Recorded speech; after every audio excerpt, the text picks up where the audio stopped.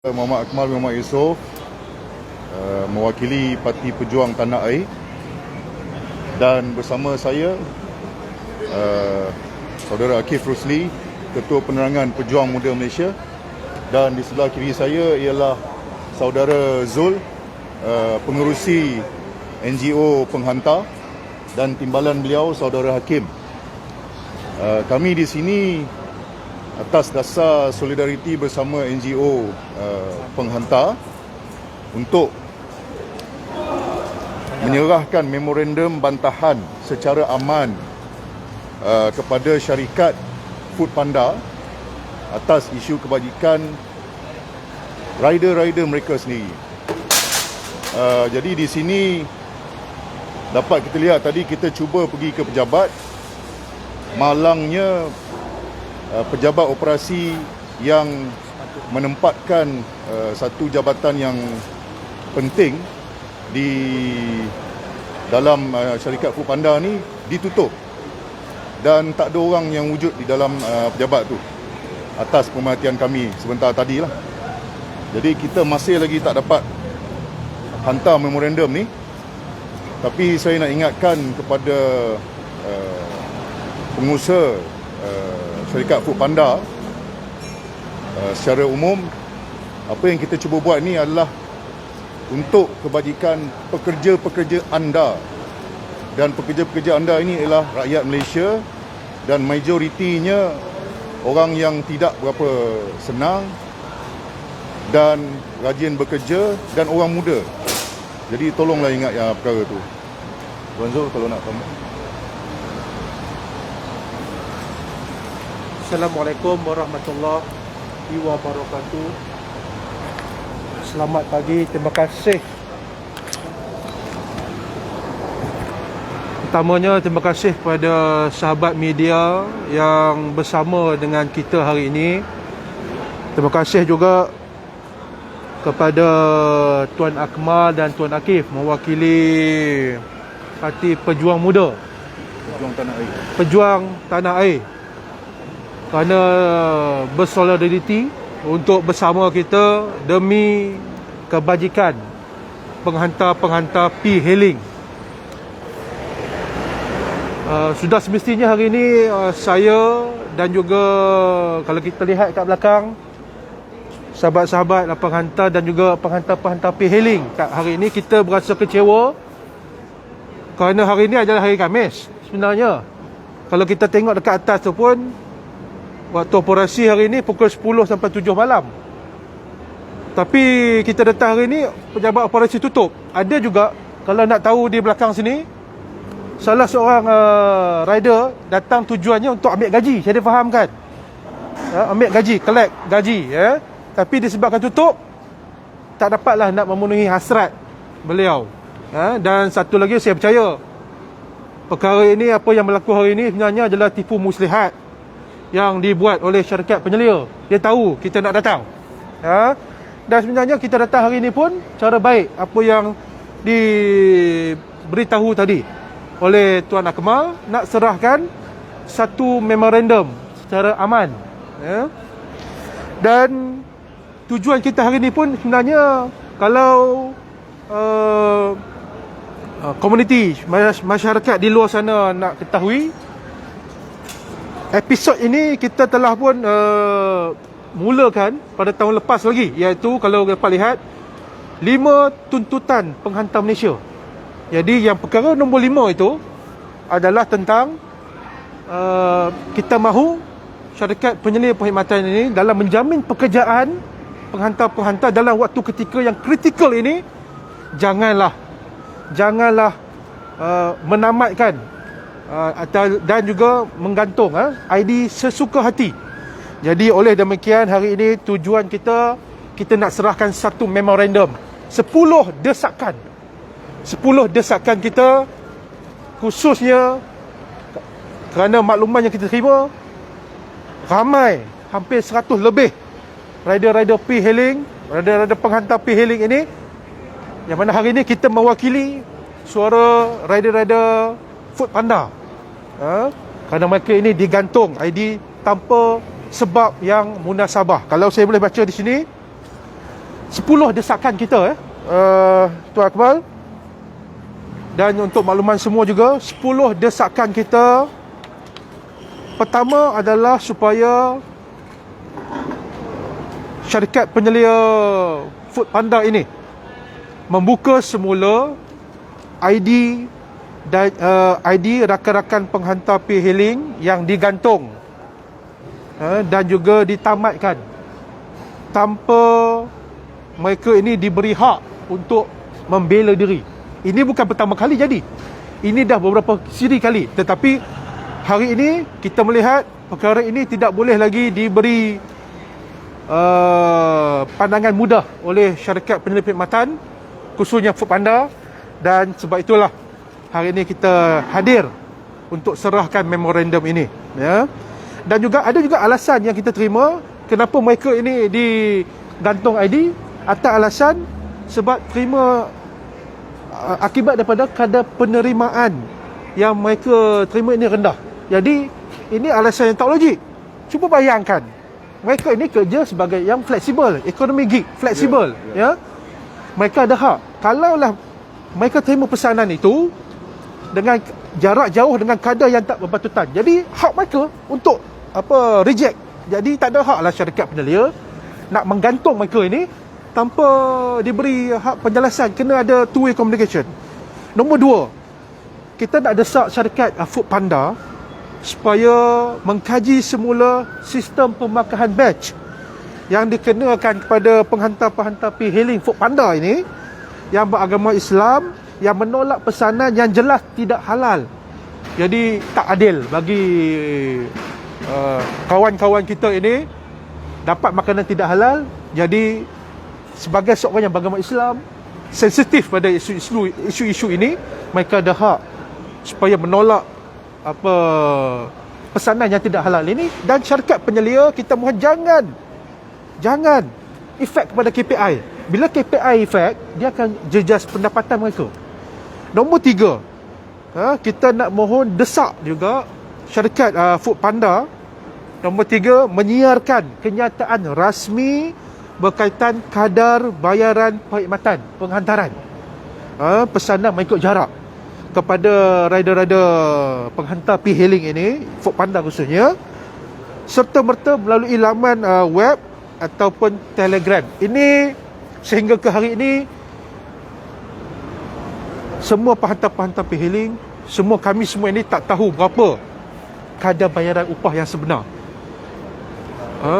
Pada tahun lepas tak silap saya juga, kita ada bertemu, pihak persatuan ada bertemu dengan wakil syarikat. Wakil syarikat tu pun tak boleh nak jelaskan berapa. Kalau wakil syarikat tu pun tak boleh nak jelaskan berapa kadar bayaran rider-rider ini, apatah lagi. Tapi hak kami untuk tahu berapa jumlah sebenar kadar bayaran itu, ya. Nombor 4, kita nak mendesak supaya pihak Foodpanda ini mengkaji dan meneliti semula radius zon operasi serta-merta yang kini dilihat telah pun dibesarkan. Bila zon ini dibesarkan, dia akan efek kepada pendapatan, kos mereka. Kerana ialah pendapatan, bila dapat pendapatan, kita melihat banyak pendapatan, tapi kena lihat semua kos ditanggung. Minyak hitam, minyak kos, petrol, semua ini ditanggung oleh kami semua. Jadi kalau nak kata rider-rider P-hailing ni gaji besar, kena melihat semula kos yang terpaksa kami tanggung. Minyak petrolnya, kena servis motosikalnya setiap minggu. Dan salah satu lagi, bila zon ini dibesarkan juga, ini berkait efek, memberi kesan kepada risiko kemalangan. Kerana lagi besar kawasan itu, bagi rider-rider yang baru macam kita pun terpaksa nak terlalu depends, terlalu melihat kepada maps. Dan bila ini boleh menyebabkan, boleh meningkatkan risiko kemalangan.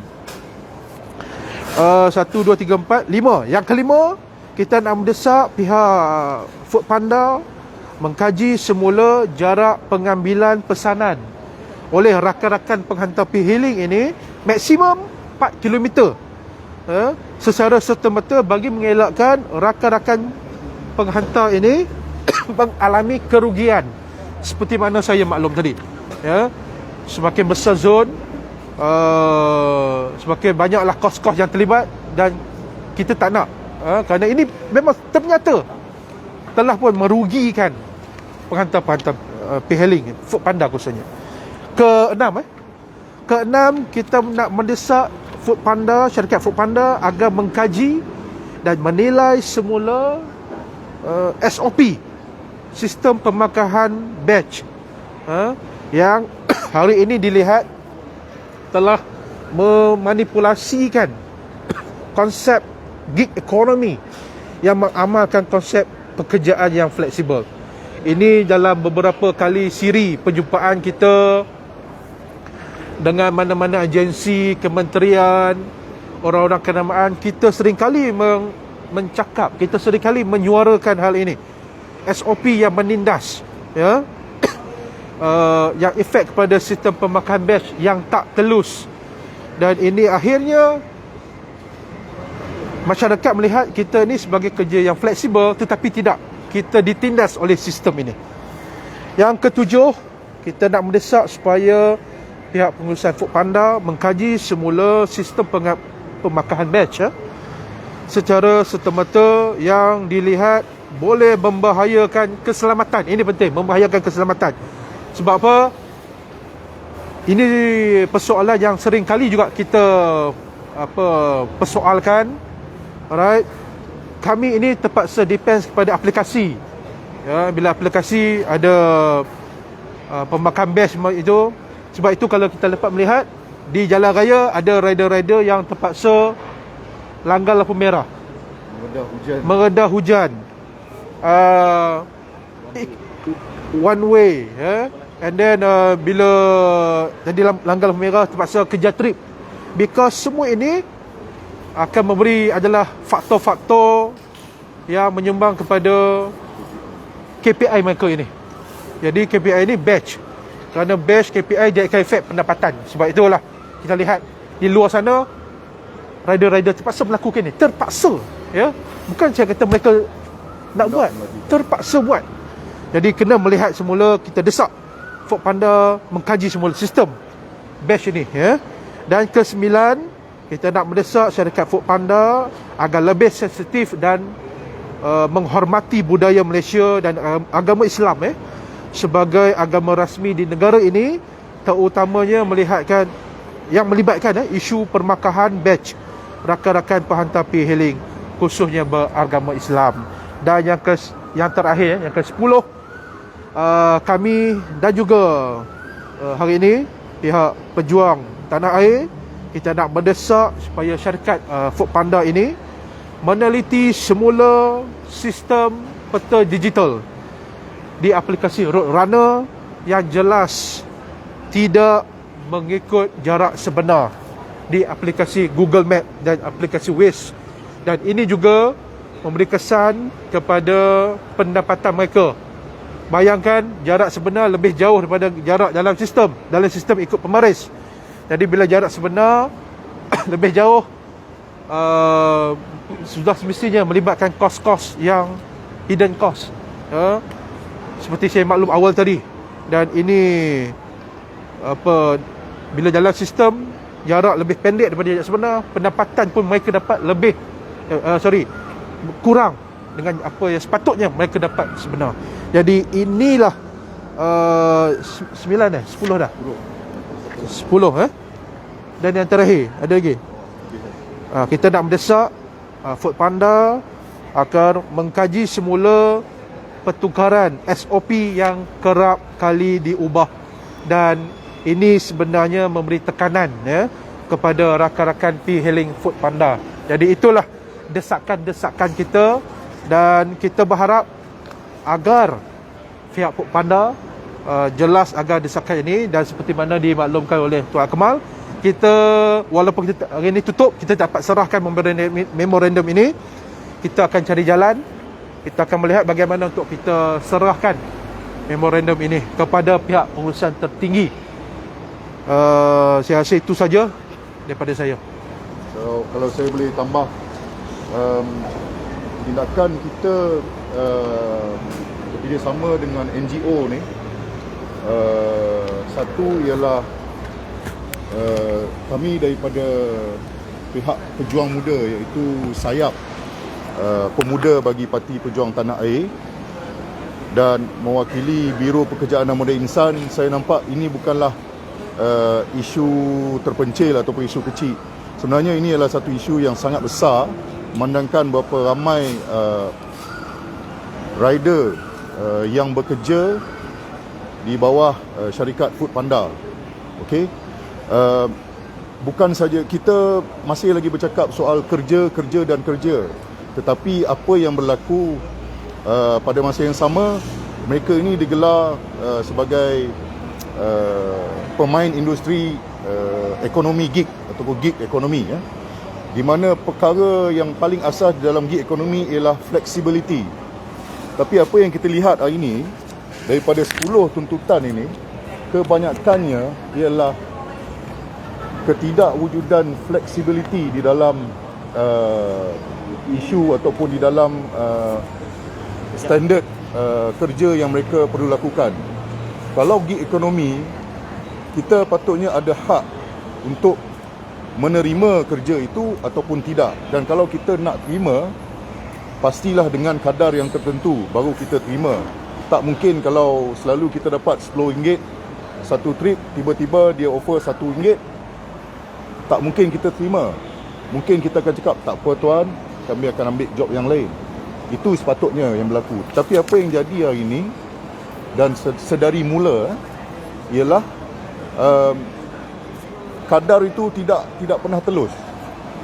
Dan tiada siapa pun yang tahu. Kalau kita tanya pun sahabat-sahabat kita yang di belakang ni, mereka ada yang akan dapat amount tertentu untuk satu trip dan juga amount yang lain, walaupun dalam jarak yang sama. So di sini ketidaktelusan satu, kedua flexibility tak wujud. Jadi mana mungkin kita gelarkan dia sebagai gig ekonomi. Dan pada masa yang sama juga, kita semua bukanlah buta matematik. Kita boleh buat perkiraan sendiri secara kasar. Berapa banyak duit yang syarikat Foodpanda ini buat dalam sehari. Okey, kita tak perlu orang untuk ada PhD dalam matematik untuk tahu berapa banyak duit ataupun wang ataupun pulangan yang syarikat Foodpanda ini dapat dalam masa sehari. Apa salahnya kita melihat balik perkara ni demi kebajikan sahabat-sahabat kita, rider Foodpanda. Pada masa yang sama, saya juga nak ambil kesempatan ni nak ingatkan kepada penyedia perkhidmatan e-hailing yang lain yang di dalam kelompok gig ekonomi, tolonglah lihat balik standard operasi syarikat masing-masing dan tolong jangan menekan pekerja-pekerja ini. Mereka ni masih lagi tidak ditarafkan di bawah Akta Kerja. Okey. Jadi saya nampak dekat sini ada satu elemen. Memandangkan mereka ni tidak ditarafkan di bawah Akta Kerja, maka mereka boleh diperlakukan sewenang-wenang dalam apa bentuk sekalipun. Itu sangat-sangat tidak profesional dan tidak adil, dan memang amat-amat menyusahkan. Di dalam keadaan sekarang yang memang kita semua sedia maklum, bukan saja di Malaysia tapi di seluruh dunia, kita baru nak kembali kepada fasa endemik dengan keadaan orang yang hilang pekerjaan, tapi mereka ni diperlakukan sebegini. Jadi bukan saja syarikat Foodpanda, tetapi kepada penyedia-penyedia syarikat yang lain juga. Tak perlu saya sebut, kita semua pun tahu. Tolong lihat balik SOP masing-masing, dan majoriti yang bekerja, kita panggil, kita guna perkataan bekerja pasal mereka bekerja walaupun mereka ni tidak ditarafkan sebagai pekerja. Majoritinya ialah orang muda. Okey, kalau orang muda ni diperlakukan sebegini, mereka ni orang kata baru nak naik dengan keadaan ekonomi yang tak bagus, nak pergi belajar pun tak ada duit. Jadi mungkin dia gunakan platform ini untuk mendapatkan duit supaya mereka boleh sambung pengajian dan sebagainya. Tapi kalau diperlakukan macam ni, kepada siapa mereka nak mengadu nasib? Dan suka saya ingatkan, pihak NGO sudah pun membuat pergerakan untuk memperjuangkan nasib rider-rider ni, bukan sehari dua, just untuk perhatian semualah, untuk rujukan tanggal Mac tahun lepas pihak NGO sudah pun mengadakan pertemuan dengan pihak Jabatan Tenaga Kerja Semenanjung Malaysia tanggal Mac tahun lepas 2021. Sekarang Mac 2022. Apa yang jadi? Nada, zero. Okey? Tak ada apa-apa tindakan langsung daripada pihak Jabatan Tenaga Kerja, melainkan hanya menghantar surat kepada syarikat Foodpanda meminta supaya melihat kembali kepada SOP dan jangan berlaku tidak adil. Adakah itu satu tindakan yang kita perlukan daripada Jabatan Tenaga Kerja? Bukan itu yang kita nak. Kalau nak ambil tindakan yang betul. Kita dah bagi tahu ini semua soal kebajikan. Okey, soal kebajikan satu hal, soal keselamatan satu hal, soal yang paling asas, soal ketelusan dalam syarikat beroperasi pun satu hal. Suka saya ingatkan, syarikat Foodpanda ialah syarikat yang datang daripada luar negara. Jadi seperti yang Tuan Zul cakap, kalau datang ke sini nak cari duit, silakan. Kita pun sama-sama boleh cari rezeki, menumpang rezeki walaupun daripada syarikat luar negara.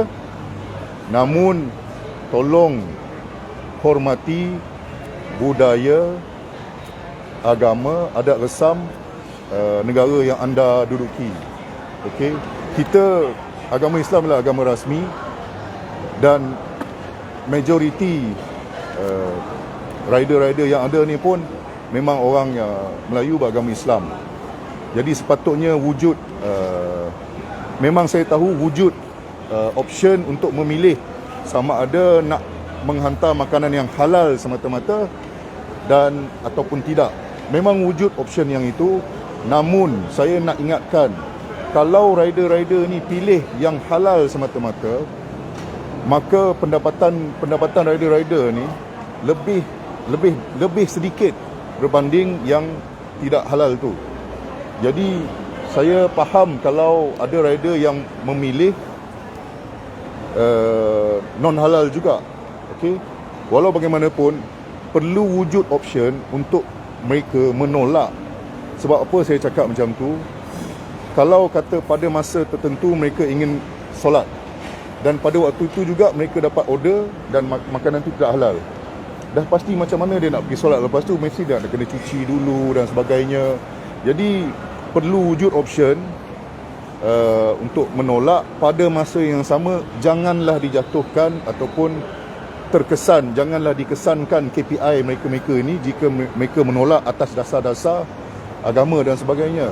Jadi saya lihat kita bukan nak memainkan isu agama dan sebagainya, namun kalau boleh, kita desak, tolong lihat balik SOP, dan kalau tak boleh, bagi tahu kami kenapa. Sebab kita tak nampak ada isu kenapa dia cakap tak boleh. Option tu perlu wujud, dan bukan saja wujud, jangan tolak KPI rider-rider ni. Sebab mereka ini pekerja gig ekonomi, maka flexibility tu mesti ada. Kalau dia tak bagi dia tak bagi option itu dan ini dan tolak KPI, itu bukan fleksibel. Itu menunjukkan mereka-mereka ini bekerja di bawah anda dan anda adalah master dan pekerja-pekerja ini adalah servant.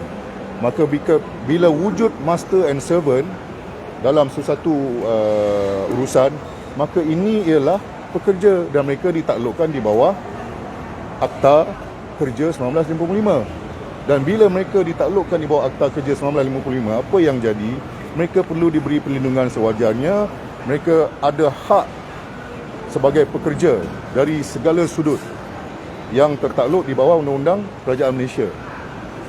Jadi kalau nak macam tu, silakan, dan tarafkan mereka ni di bawah Akta Kerja. Jadi itu yang tambahan daripada saya. Soalan. Saya nak tambah satu lagi untuk rujukan semua juga terkait dengan memorandum kita semalam melalui Presiden Parti Pejuang Tanah Air Datuk Seri Mukesh Mahathir. Beliau telah pun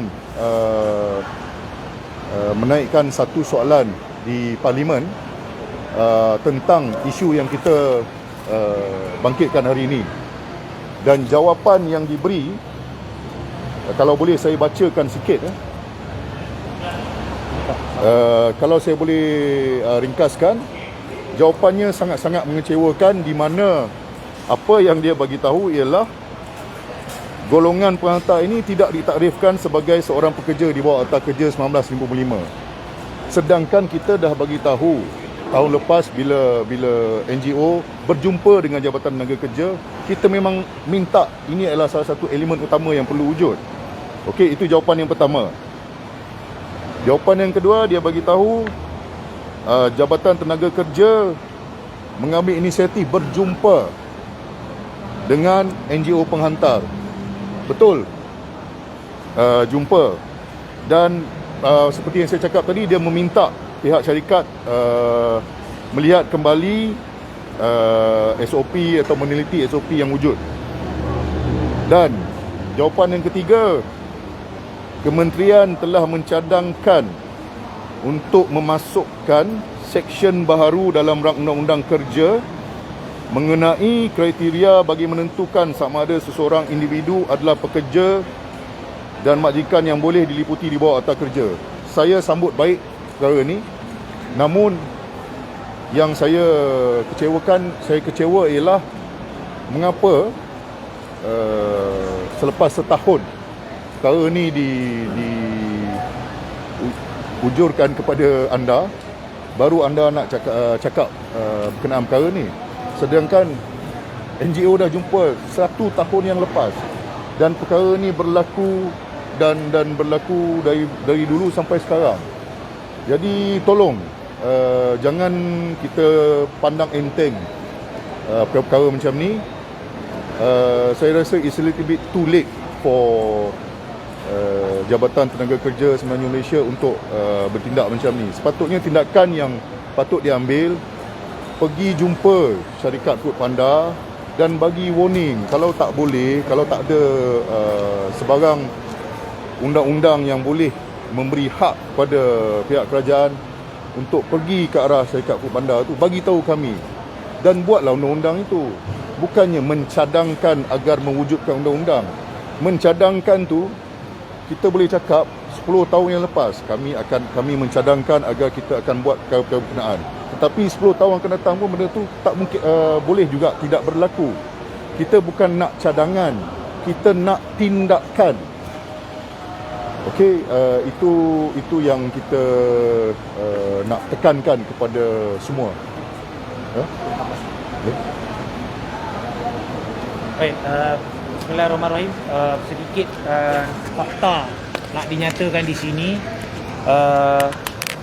Kita Parti Pejuang Tanah Air bersama dengan NGO penghantar telah mengadakan beberapa kali perbincangan sebelum daripada ni, dan kita difahamkan dan dimaklumkan oleh pihak penghantar, bukan sahaja mereka telah mengadakan perbincangan dengan JTKSM, Jabatan Tenaga Kerja Semenanjung Malaysia, tetapi beberapa kementerian dan juga agensi mereka telah berjumpa. Ni cerita tahun lepas ni. Tahun lepas jumpa dengan pejabat Perdana Menteri, ada serah memorandum. Pada ketika tu Perdana Menteri adalah Tan Sri Muhyiddin. Dan pada ketika Senator Wan Ahmad Faisal selaku timbalan Menteri Belia Sukan pun ada mereka berjumpa dan menyerahkan tuntutan resolusi dan juga persetujuan untuk dilakukan sesuatu. Kementerian Sumber Manusia, Kementerian Pengangkutan, Kementerian Perdagangan dan Hal Ehwal Pengguna, Jabatan Agama Kemajuan Islam Malaysia, Biro Pengaduan Awam, Teraju, Jabatan Tenaga Kerja Semenanjung Malaysia yang kita sebut tadi, Jabatan Keselamatan dan Kesihatan Pekerjaan, Pekeso, Miros, PDRM, Universiti Teknologi Malaysia, Universiti Utara Malaysia. Ini beberapa agensi yang mereka telah wujudkan jalinan untuk kerjasama untuk perbincangan menyelesaikan perkara ni. Tetapi ni cerita daripada tahun lepas. Setahun masih berbincang. Jawapan yang diberikan di parlimen semalam oleh pihak Kementerian Sumber Manusia, berbincang dengan JTKSM. Soalan kita nak tanya, sepatutnya pihak kerajaan hari ini menjadi pemudah cara bagi penyelesaian isu rakyat. Dan isu penghantar bangkitkan hari ini bukan isu politik. Ini isu rakyat, hak mereka. Saya harap rider-rider Foodpanda ini tidak dilupakan, kerana mereka ini pada masa pandemik boleh dikategorikan sebagai frontliner. Mereka mendedahkan diri mereka kepada wabak jangkitan virus pandemik ni untuk nak melakukan khidmat penghantar makanan, yang mana rakyat pada masa tu kena kuarantin, duduk, lockdown. So again, kita harap pada agensi-agensi dan kementerian-kementerian yang telah mengadakan perbincangan ini melakukan tindakan, cadangan dan tindakan. Bukan sekadar kita tunggu dan tunggu dan tunggu. Isu ini perlu diselesaikan dengan secepat mungkin, kerana saya percaya Foodpanda ni telah masuk daripada tahun 2016. Jadi khidmat penghantar ni dah berlaku berapa tahun? 7 tahun. 7 tahun ke 8 tahun lebih kurang. Okey.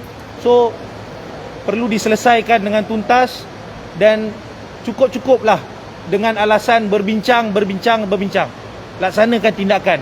Itu sedikit penambahan. InsyaAllah saya serahkan pada Presiden pengerusi penghantar. Kalau ada apa-apa soalan, Ya. Jika ada soalan daripada pihak media untuk ditanyakan kepada penghantar ataupun parti pejuang. Jadi berapa orang rider yang digantung sekarang? berapa orang yang digantung? Yang Lebih daripada 100 rider melibatkan rider satu Malaysia. Kalau monopoli macam ni dan perkara tidak dapat lebih jadi apa, tidak ada tindakan seterusnya kalau dari pihak Parti Pejuang Tanah Air, seperti yang mungkin ada yang belum maklum, kita dah pun melakukan sesi engagement dengan pihak rider penghantar ni sedari tahun lepas. Kita dah berbincang dan kita dah pun bawa pihak NGO berjumpa dengan Presiden Parti. So bagi parti, apa yang kita buat, kita guna cara yang kita ada beberapa perkara yang kita sedang atur dan kita akan lakukan dan mengikut kapasiti kami sebagai parti politik. Dan saya urge orang lain juga untuk melakukan perkara yang sama sebenarnya di pihak-pihak yang lain. Tapi yang kita nampak secara jelas, yang ambil tindakan ataupun menyambut isu ini hanyalah parti inilah. Saya berkaitan soalan tadi dalam kita pun mengikuti lah apa yang semalam di jawapan daripada Kementerian Sumber Manusia, ya, dalam parlimen semalam, ya. Jadi kat situ kita aware lah bahawasanya pihak JTKSM dia aware, oh rupanya kita sebab cara jelas Persatuan Penghantar P-Hailing ada berjumpa, ya, betul. Tapi bila kita nak follow up, tak ada. Jadi baguslah dengan jawapan yang diberikan oleh Kementerian Sumber Manusia itu. Jadi dalam masa terdekat, kita di peringkat persatuan, sebab ini bila kata pengantungan penambatan ID ni soal kebajikan pekerja-pekerja penghantar-penghantar P-Hailing, ya, pekerja-pekerja lah kita soalkan, ya, kerana kita tahu tingkah laku mereka sebagainya. Ini soal pengiktirafan juga dalam resolusi pertama, tuntutan hak penghantar. Itulah kita nak adanya pengiktirafan.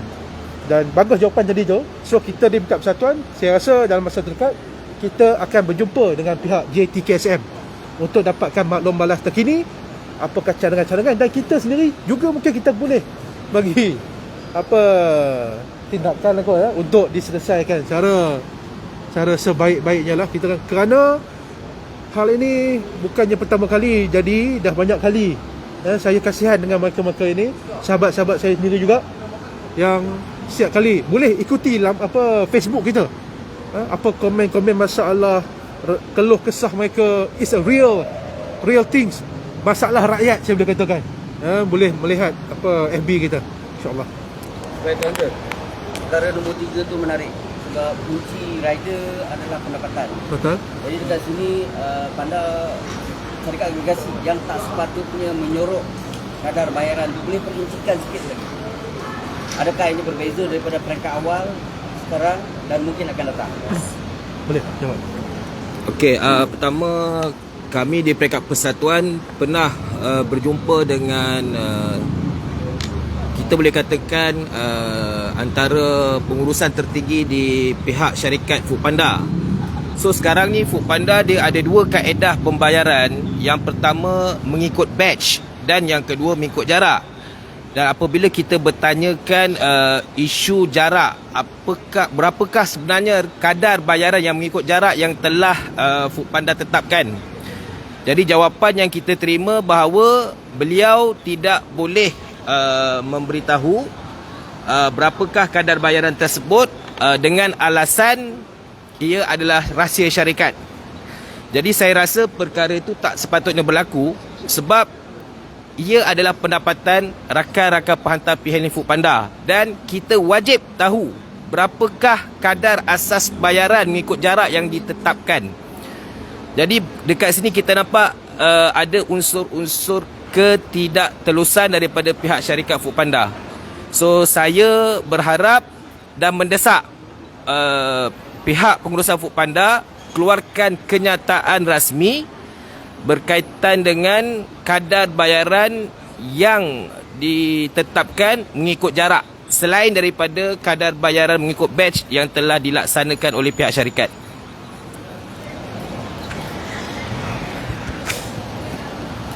Soalan lain? Ada soalan lain? Macam itu, ada tak perkembangan terkini berkenaan dengan akta e-hailing yang sekarang ni katanya sedang dirangka dan dirangka? Okey. Kalau saya boleh cakapkan semalam lah, maksudnya apa yang dijelaskan oleh pihak Kementerian Sumber Malaysia di dalam parlimen, saya boleh ambil itu adalah kenyataan rasmi lah, ya, seolah-olah dan juga sehari sebelum tu saya pun ada mengikuti juga apa perbahasan antara YB Menteri dan juga YB Nurul Izzah. YB Menteri pun cakap perkara yang sama, ya, apabila ditanya oleh YB Nurul Izzah, dan ada jawapan bila dalam parlimen tu is a clear, is a formal. Jadi itulah kami di peringkat persatuan, itulah yang kita mahukan sebenarnya. Dan hari ini bila semalam KSM jelaskan itu perkara itu di bawah JTK, so di peringkat persatuan kita akan berjumpa lah, buat follow up tentang perkara ini untuk mendapat makluman yang lebih jelas lagi, InsyaAllah. Terima kasih. Ada soalan lagi? Kalau tak ada soalan, kita tamatkan sidang sesi media ini. Kita harapkan pihak-pihak yang terlibat untuk melaksanakan tindakan yang sepatutnya dan berhenti daripada sekadar berbincang dan bercakap. 2016, 2022, 6 tahun. 6 tahun nasib anak muda ini masih tidak ada hitam putih dia. Tidak ada garis panduan yang sebetul-betulnya. Saya rasa saya mencadangkan untuk sekadar pindaan akta kerja ni tak cukup. Saya rasa kena ada akta khas untuk gig ekonomi ni, kena buat. Kena bincang dibahaskan di parlimen dan diusulkan dan diluluskan untuk menjadi undang-undang supaya terjamin hak-hak mereka ini. Itu saja. Mewakili pejuang muda dan merupakan sayap pemuda. Kita mewakili orang muda juga di Malaysia ni. Saya nak ingatkan satu perkara kepada semua yang lihat PCI ini. Orang muda dia tak suka dengar bincang, cadang dan sebagainya, dan perkara-perkara yang berkait dengan perkara itu. Yang kita nak ialah tindakan. Okey? Bila kita cakap tindakan, okey? Itu saja yang kita nak. Dan tindakan tu bukannya tindakan lagi 10 tahun. Tindakan tu perlu dilakukan sekarang. Okey, sebenarnya tindakan tu perlu dilakukan semalam. Bukan sekarang, semalam sepatutnya. Tapi apa yang terjadi sekarang ni, inilah yang kita patut ubah. Saya tak perlu kita nak cakap soal kerajaan ini, kerajaan terdahulu atau kerajaan yang akan datang. Tapi isu yang berlaku Orang yang ada sekarang ni, yang memerintah sekarang ni, perlulah ambil tindakan tu. Itu tanggungjawab anda, bukan tanggungjawab kami, tanggungjawab anda. Dan kita, tanggungjawab kami ialah menyuarakan apa saja masalah-masalah rakyat yang ada, kita suarakan. Kalau kita boleh selesaikan, kita selesaikan sama-sama. Tetapi di pihak yang memerintah sekarang, anda mempunyai tanggungjawab, dan tanggungjawab anda ialah selesaikan perkara itu sekarang. Terima kasih.